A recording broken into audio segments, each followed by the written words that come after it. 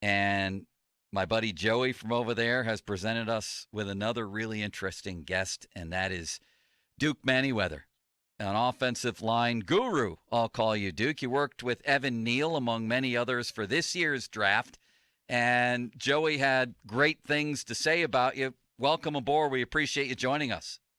Oh, thanks for having me, guys. Yeah, definitely. Always excited to talk offensive line. Always excited to talk Joe Moore and just the lineage and legacy that he kind of left behind that has really spread and kind of transcended generations at this point. You mentioned Evan Neal. Yep, we had Evan Neal, Charles Cross, and then also Trevor Penning all in the top 20 picks this year. So Duke is on the Nemacolin fan hotline. Very curious if you've worked at any point with any of the Steelers' younger offensive linemen, Duke, whether it's Daniel Moore or James Yeah, Daniels or Kevin Dotson, Kendrick Green. absolutely. Dan Moore, uh, Kevin Dotson, and Kendrick Green have all gone through the program and currently train with me. Very hard workers. I'm excited about, especially Dan Moore really continued to get better and better as the year went on last year. I'm excited about what Kevin Dotson is going to be, and then Kendrick Green having the opportunity to compete and really kind of settle in back at probably a guard spot, which he's probably better fit to play. He's kind of moved to center last year with really short experience at center in college. He was the starting guard for Illinois for 3 or 4 years, and then due to injury was moved to center a couple of games his last year playing. But I think he's probably a better fit at guard and give them some depth and some competition there as well. Talk about Dan Moore a little bit, because we all thought he got better as the year went on, and Yeah. it didn't necessarily feel that way about Kendrick Green, but as you said, maybe playing out of position. Do you like Dan Moore and what he brings to that Steelers line? Yeah, absolutely. I like Dan Moore. One of the things that I really liked about Dan, just working with him pre-draft and then working with him even currently in the offseason, and even during check-ins during the season, was that he always knew the areas and the opportunities that he needed to get better in. And so what he tried to do is add to the toolbox constantly. He's a guy that's going to ask the right questions, and then he's able to be able to replicate once you show him something. He's very coachable. So I think with that, those type of characteristics and his problem solving is really good. So I think Dan will continue to flourish. He will continue to develop and get better. We worked on a lot of small things this off season, just in terms of hand usage, which I think was really his biggest opportunity to get better.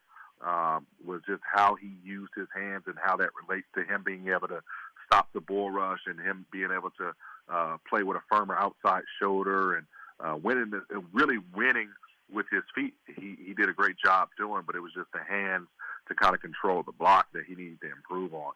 And then with Kendrick, as I said, like center is a hard position, especially playing in the AFC North there. It's a hard position to jump into without having real life game experience in the NFL, and you're coming in as a rookie. Again, you only really had 3 games under your belt at center at the college, and it's a much different game in terms of protections and looks, and then even just grown man strength. So I think, whether it's at center or whether it's at a guard spot, Kendrick will continue to develop there, and really you got to figure some things out yourself. And I think that's what Kendrick went through, kind of a lot of growing pains as a rookie. But I expect him to be much better with whatever role he plays. And then when Kevin Dotson's on the field, he's a stud. Just keeping him healthy. He had a lingering ankle injury last year. That sounds like he's on the right track. He had a really good offseason with me down here, and it sounds like he's continued that on up to his training with Pittsburgh. So I'm excited about those young guys. I think some of the additions that they added with James Daniels, Mason Cole, and all those type of guys will make for intriguing camp battles. And then also just, when you have those type of battles and levels of competition, it makes the entire room better. Duke Manyweather, offensive line guru, is on the Nemacolin fan hotline. He'll be at the Joe Moore O-line camp. I'm assuming you'll actually be there. Is that right, Duke? What's funny is actually this year I'm not going to be there for the first time in a couple of years where it's been live. We've missed the camp the last 2 years due to COVID, but I'm actually leaving the country the day of the camp. But I feel so strongly about the camp, about what the camp can do for, grades 9 through 12. And I think if you're lucky, if you're a 7th or 8th grader, you may be able to sneak in there. But I feel so strongly about not only the coaches that are there in terms of their ability to teach, nourish, and develop, but also the type of star power that's there. The last camp we had, it was, we had Zach Martin out there. There was Quentin Nelson out there. There was Jeff Schwartz. There was Aaron Taylor. There was Ronnie Stanley. The who's who of Notre Dame guys, the Pittsburgh guys from present and also from the past were out there, and they were coaching their tails off just to make sure that these guys got a great experience, where we always talk about the fundamentals of the game: toughness, consistency, teamwork, effort, technique, all the stuff that we really look at for the Joe Moore Award, which I'm a committee member on. We implement those, and those are all the characteristics that Joe coached guys with coming up through the rankings. So we make sure that we implement those, and I know that this year is going to be no different. I mean, you got guys like Mike Munchak, and you got Jimbo there, and Andy Heck, and Sean Sinat. I mean, there was just a who's who of coaches and players that were there giving their time, all in the name of Joe Moore's legacy. So there's nothing like it. I don't think I've ever been to a camp that had that type of coaching and star power, coaching up, 7th, 8th, 9th, 10th, 11th, and 12th graders. And then you got some Pittsburgh players that can normally come through, Steelers and also University of Pittsburgh. So I remember Jimmy Morrissey last time, and Brian O'Neill came through. So I'm excited that the camp is back. There's nothing like it. I'm excited to get back out there for next year. But I highly encourage any middle school or high school offensive lineman to go out there and learn. It's a great 2-day experience. I see where Hugh Green and Ricky Jackson are going to show up too, I'm told. So yep. For offensive linemen who want to learn the tricks of the trade from, what the other guys are thinking, that would be good. About 150 kids already signed up. You can go to joemoreolinecamp.com to see if it'll work for you. I wanted to ask you one more thing about Dotson, though, Duke.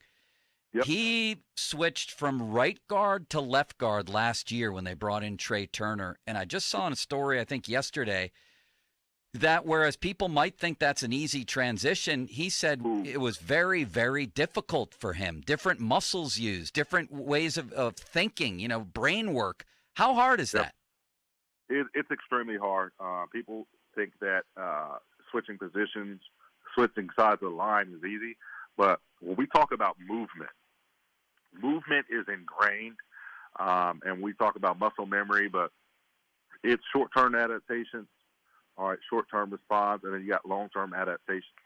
So when you got a player like Kevin Dotson that played every snap of high school and then college at right guard, and then you move him in to a new position when he played left guard, played right guard as a rookie, but then came in last year and played left guard. It's like kind of wiping your behind with the opposite hand. Yes. I don't even want to think about that. That's a very graphic example. That's a little bit of a tough challenge. But it's an extremely difficult challenge. But when you think about that, that's really what it is. It's the other side of the brain working. And, we do train right side and left side when we train down here in Dallas. And so, he's getting those type of reps in, but live action reps, playing on the opposite side. You need the reps. You need the timing. You need the spatial awareness, the proprioception, all those type of things. When we talk about exercise science and movement and development, it's not just take more reps. You've got to be very deliberate about making that switch, and it's not an easy switch that can happen. Same thing with moving up and down the line, being able to play different positions. It's very difficult to be able to play multiple positions and play them really well, especially at the NFL level. So those guys that are able to do that are few and far between. That's why you really don't see a true swing tackle anymore. You typically see like a guy that comes in as a second-string right tackle and a guy that comes in as a second-string left tackle, because it really is so different. Now, there are some exceptions to the rules of guys that can slide up and down the line and play different sides without really missing the beat. But, I mean, it's just not that anymore, especially with the lack of practice time and the lack of off-season. There's no double days. There's a limit in how much some of these coaches can have guys, which makes some of the roles that I play in these guys' career even more instrumental, where I get to work with them in the off-season and really don't have any restrictions. Duke, we really appreciate the time and the insight. I guess I'm left with one question about Kendrick. We have about a minute left. It just seemed like he got overpowered last year, and I'm wondering if he worked with you this offseason, but whether he did or he didn't, if that's more about bulk or more about technique. No, it's all technique, because here's the thing about Kendrick. Kendrick may be 6'2", but he's not small. He's a 315 guy, 700-pound deadlift, 800-pound squat, probably close to a 500-pound bench press. But what ends up happening with guys that, especially that struggle with their hands, which Kendrick did, is when you struggle with your hands, oftentimes when you're late, it raises your hip height. And when you raise that hip height, you get out that hinge, flat back position, like we like to say in the offensive line, and then it's easy for guys to raise you up and leverage you up. So one of the areas of focus and improvement for Kendrick is going to have to be keeping those elbows nice and tight, those hands in tight, and being able to use the power and the leverage that he has, because he's not going to have the length. And I'm not a firm believer that you have to have length to play O-line. I think, but when you don't have it, you have to be very surgical and strategic with your hands. So that's a big area of focus that Kendrick is going to have to continue to develop. And I think it'll be better if he's playing a guard position, because you got to understand this as well. When we focus so much on center as just, snapping the ball, but snapping the ball is a skill in itself, and then being able to stop another grown man that's over you with one hand and then getting the other hand back up is extremely, extremely difficult. It's difficult for guards and tackles to do it. So now think about the handicap that the center has initially. So I think at guard, there may be an opportunity for him to be able to display a lot of the physical traits that made him pretty intriguing coming into the league. And so we'll see how he continues to develop in that role. Great stuff. I mean, that was very, very – I learned from that session. Thank you, Duke. Go for the old Pittsburgh Steelers fan. I appreciate it. At one point, I worked with Max Starks, Willie Colon as well, so and Calvin Beecham. So there's some old names for you. Beautiful. Thanks for the time, and we appreciate it, Duke. All right, talk soon. Thanks for having me, fellas. Absolutely. Joe, a little bit Ron, of why didn't they hire this guy as their O-line coach? He's incredible. Makes a lot of sense. A little bit of breaking news. The Steelers and Eagles have basically made a trade because Brandon Hunt is joining the Eagles scouting department. There was some speculation maybe he could still I think he lost out and figures it was time to move on. Yeah. So the Steelers hire Andy Weidel from Philly. Yeah. The Eagles hire Brandon Hunt from the Steelers. Very interesting. And I think expected. Man, that was insightful. A lot of the stuff I heard there about Kendrick Green, far more about technique than size or strength. And then said maybe flat he out will that be better. Guard is his better position. Yeah, for all those reasons that he mentioned. And then the Dotson stuff moving around like that. I learned a lot there. Maybe they should have hired him as their off. And but by the way, I also question now even more stuff. Not that that was Duke's intent at all, but to switch Chooks to left tackle, which was happening last year at this time, and have it blow up in their faces and go back to right. What were they doing? Oh, what honestly? were they doing? Playing Kendrick Green at center. And that too. As a Was it rookie. crazy? This stuff is crazy, Maddie.